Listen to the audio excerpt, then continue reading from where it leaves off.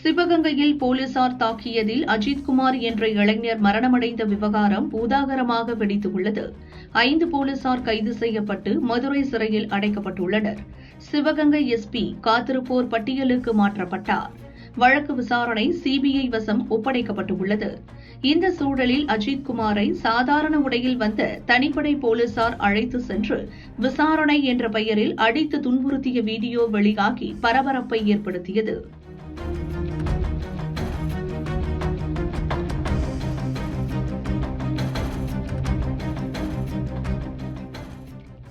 கோவில் பணியாளரான சக்தீஸ்வரன் போலீஸ் அஜித்குமாரை தாக்கிய வீடியோவை கோர்ட்டில் ஆதாரமாக பதிவு செய்தார்.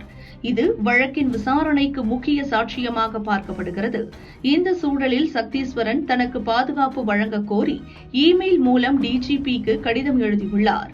ரவுடிகளுடன் தொடர்பில் உள்ள போலீசார் தன்னை மிரட்டிய நிலையில் தனக்கு பாதுகாப்பு வேண்டும் என டிஜிபி சங்கர் ஜிவாலுக்கு கோரிக்கை விடுத்துள்ளார்.